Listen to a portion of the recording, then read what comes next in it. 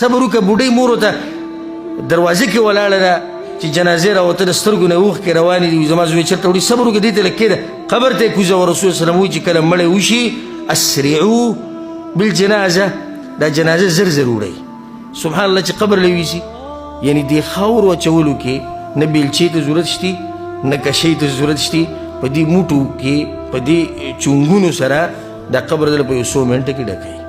ناشنا خبره چې ما ته اوس ته کومه کوله هغه دا ده، دا دنیا دومره زر ختمیږي دومره زر ختمیږي چې ته څنګه مړ شوې که نه دا نوم د ته هم څوک نه اوري. دې ته هم چې ته سوچ کړی مړ شو، مړی کوم ځای کې دی جي؟ مړی مه وایه پلانې صیب وایه صیب مې بلر کوه. مړی کوم ځای کې دی؟ هغه مړی به څه ټایم راوباسي؟ داسې مه وایه محترم سړی و مشر سړی و سپین ږیری و اخوا شه مړی راوباسه.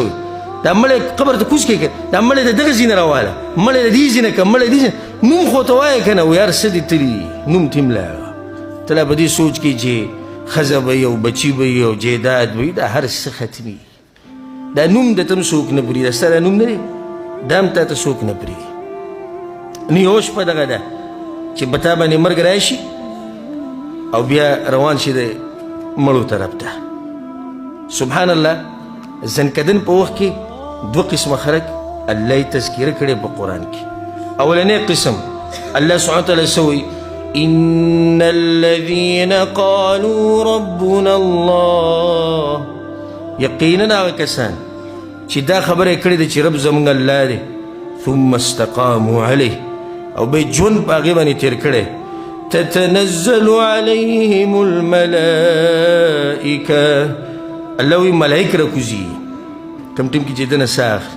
تتنزل علیهم الملائکه وایي ورته څه دي د غوږ کولاو کوي ألا تخافوا ولا تحزنوا، مه یېرېږئ په هغه څه باندې څه چې را روان دي او مه خفه کېږئ په هغه څه پسې چې دنه پاتې شو. ولې؟ وأبشروا بالجنة التي كنتم توعدون، او ملائکو ته وایي موږ تاله د هغه جنت زیری درکوو د څه چې الله لوظ کړه. خفه کېږه مه.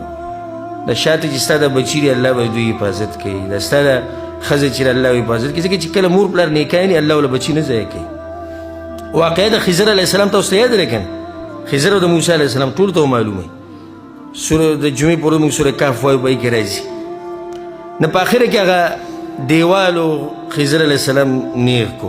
معلومه ده که نه معلومه؟ ویښ یې که ودې د اواز رو ده؟ معلومه که نه معلومه؟ ښه، خضر علیه السلام دیوال روغ کو. موسی علیه السلام ورته وایي ناشنا سړی دی بخیلانو له دیوالونه هم جوړوي. هغه وایي موږ دله مېلمستیا نه کوو، ښه صفایي ورته ته له دیوالونه جوړوي. هغه ورته بیا وجه ذکر کړه چې د دې دیوال لاندې د دوو یتیمانانو خزانه پرته وه. نو الله وغوښته چې د دوی دا خزانه بچ وساتلی شي. بیا به لوی شي سبا له ماشومانان دي دا خزانه به راوباسي نو ځان له به د ژوند هغه اسباب هغو ته میلاو شي.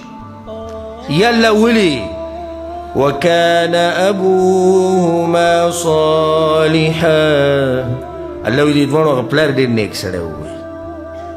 د هغې د لاسه الله سبحانه وتعالی په خضر باندې دغه دیوال برابر کو. پلار یې نیک سړی و.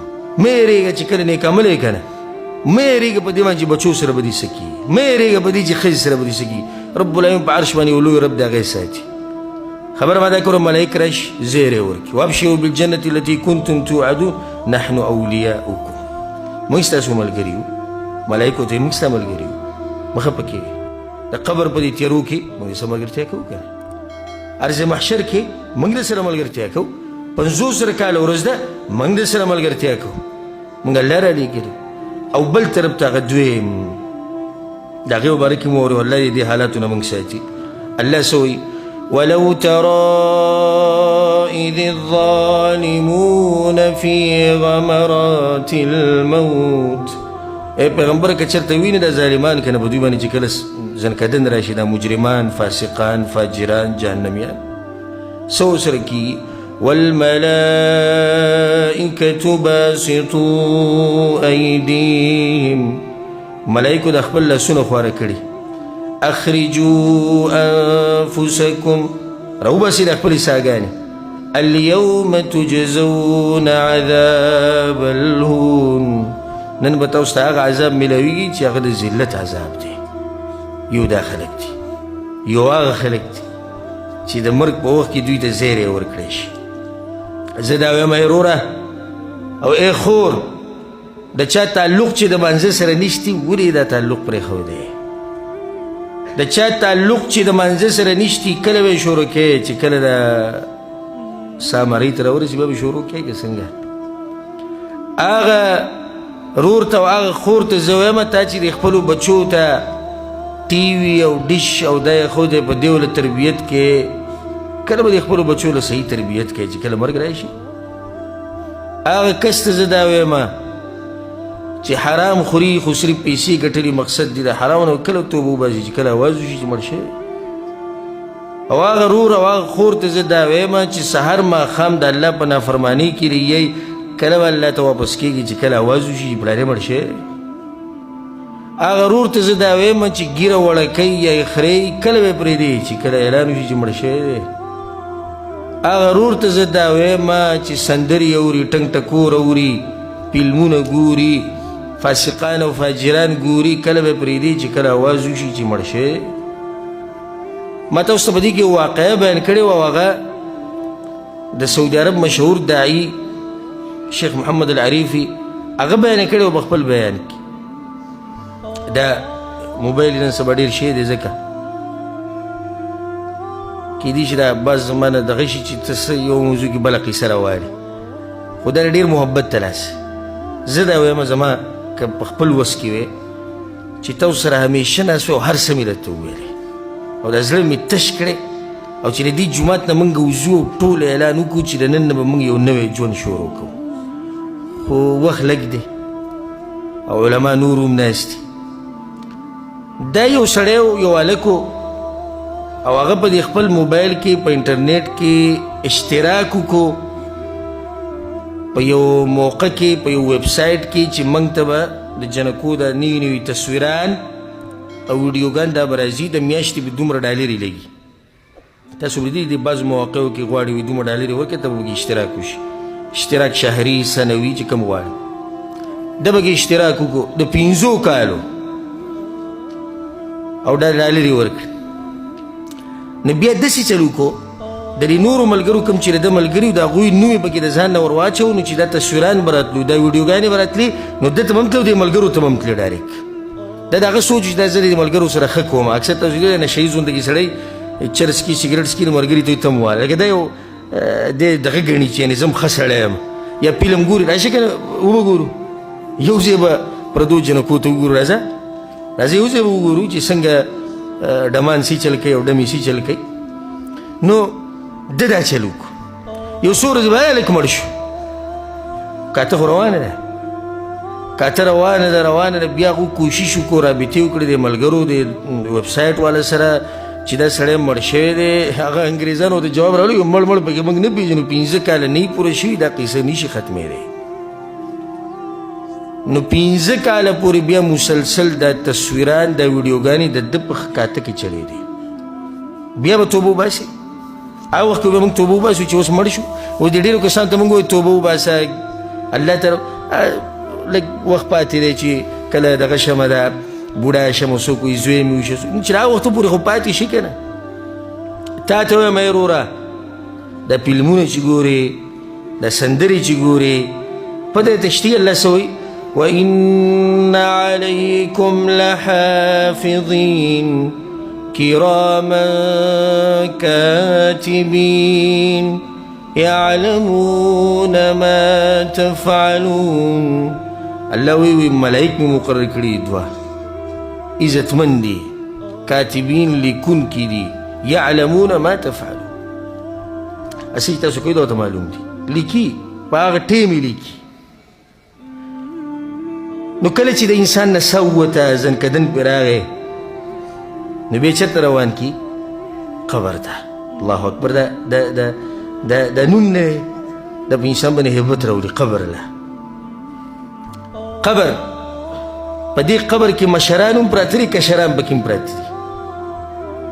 په دې قبر کې زمونږ پلاران هم پراته دي او زمونږ نیکونه پکې هم پراته دي په دې قبر کې ماشومان هم پراته دي بوډاګان پکې هم پراته دي په دې قبر کې باچایان هم پراته دي فقیران پکې هم پراته دي او په دې قبر کې الله اکبر په دې قبر کې پیغمبران هم پراته دي علما پکې هم پراته دي غټ غټ خلک د خاورو د ډیرې لاندې پراته دي او دا د انسان انتها ده لنډه قصه د انسان دغه ده لنډه د خاورو نه په خاورو باندې خاورو ته بس دا ستا درې ټکي قصه ده ډېرې خبرې مه کوه او دا د پورې خون هم نه کوي د خاورو نه خاورو ته د خاورو نه په خاورو باندې او چېرته خاورو ته سبحان الله دا خاوره نه زموږ دا خاوره او دا ورځ په ما باندې هم راځي او په تا به هم راځي ته زما دا خبرې اوري دا زموږ دا جسم چې کله کېښودی شو په دې خاورو کې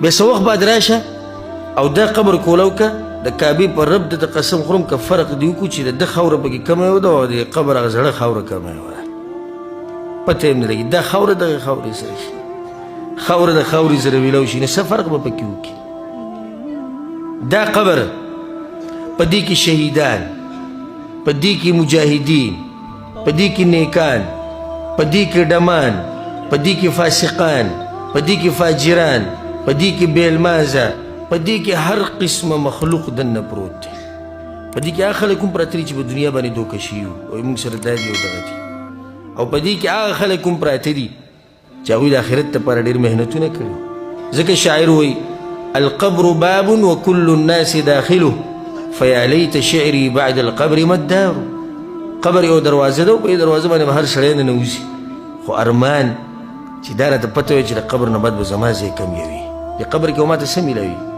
علي بن ابي طالب رضی الله عنه دې ملګرو ته یو ورځ وی کله چې خلیفه و وی راځئ د مقبرې طرف ته ځو هغوی به د قبر خواله ډېر کړو ځکه دا خپل کور او ابو ذر غفاري رضی الله عنه تاسو اکثر ملګري به پیژنئ مشهور صحابي او ډېر زاهد عابد انسان د هغه کور ته څه ملګري راغلي وو نو چې کله د هغه کور ته رالو د هغه سره کېناستو په دې بیټک کې نو د هغه په دې بیټک کې یو منګی پروت و د اوبو یو لوښی ورسره پروت و او مجاهد خو نو نیزه غشي توره دا دیوال ته زوړوي نو د یو ملګري ورته دا ووایي زما د خویندو ته دا نصیحت دی چې دا ماشومانان غلي کوي د یو ملګري ورته دا ووایي ابوذر وایي دا کور چې د سړی پکې لږې خواري وکړي لږ سیټ را سیټ کړي هغوی نه خواري خو زه کوم شروع مې کړې وی کوم ځای کې بل ځای کې مې شروع کړې هغه وایي که چې د بل ځای کور جوړوي وی کوم ځای کې مخبرې ته لاس ونیوي هلته خواري شروع کړې هلته کور جوړوي ځان له وایي دغه حقیقي کور دی زما او ستا نو ځئ راځئ د خپل کور نه د خپل کور له ځئ ګورئ سبحان الله دغه کور ګورئ مجانا دی پیسې پې نه لګي خو زمونږ ورسره نه لګي پیسې پې نه لګي زمونږ ورسره نه لګي او کوم کور چې زمونږ نه دی د هغې سره زمونږ لګي دا کوم کور کې چې ته اوسېږې دا ستا و نه د هغه نه مخکې ته به یې زما نه پلار و که نه د هغه و د هغه نه و د هغه نه مخکې د هغه و د هېڅ چا نه و ولله میراث السماوات والارض دا ځمکه او اسمانونه د الله دي او هغه ته پاتې کېدونکي خبره ما دا کوله چې علي بن ابي طالب رضی الله ورغی دی وی لاړ به چې خپل کورونه به ویني چې ورغی په دې مقبره کې سیلۍ چلېده که تاسو د مقبرې ته ورشئ که نه ډېر ناشنا منظري او دا سوق الاخره دی دا د آخرت بازار دی دغه بازار کم یو دی یو خو دا بازار دی د جومات نه بهر چې کم دی څومره شور پکې دا د دنیا بازار دی کته ځي څوک او څوک بره ځي او ګاډي دي او رڼې وي او هغه بازار د آخرت بازار دی هلته ټول غلي پراته ظاهره کې ځکه ابو الدرداء رضاني یو پیر په دې مقبره باندې تېر شو نیسي ودرېد په ژړا شو وی یا تراب ای خاورو ما اسکن ظواهرک وفي باطنك الدواهي ظاهرك ډېر غلی دننه به ډېرې غټې قیسې روانې دي وایي دننه به ډېر غټې قیسې دي ظاهره کې خلک دا غلي پراته دي علي بن ابي طالب رضان چې کله ودرېدو دا قبر قبرونو دی که دوی سیلۍ چلېده نو دې قبرونو والا ته یې وی موږ دا وکړو دا م وکړو دا م وکړو خبرې ورسره شروع کړې تاسو سره څه وشو تاسو څه وایې غلی و بیا ملګرو ته جواب دي چې راکولی نه اورېدی شي نه جواب راکولی شي دا اوس د یو ملګرو له یو درس ورکوي خو که دوی خبره کوله نو یو به یې ویلی وی وی څه به یې ویلی وی وی دوی به ویلی وی وتزودوا فإن خير الزاد التقوى دوی موږ ته ویلی چې توخه ګورې ځان سره ډېر راوړي ځکه چې موږ په سفر باندې وتي توخه را سره کمه شوې ډېر اوږد سفر دی والله العظیم د سوچونو نه بره خبره ده چې څومره اوږد سفر دی اسانیږي په ایمان سره اسانیږي په تقوا سره اسانیږي په نیک اعمالو سره دا قبر یو مرحله ده د آخرت او د دنیا په منځ کې زمونږ ګورې درې ځایونه دي د ودرېدو یو د دنیا ده الله الله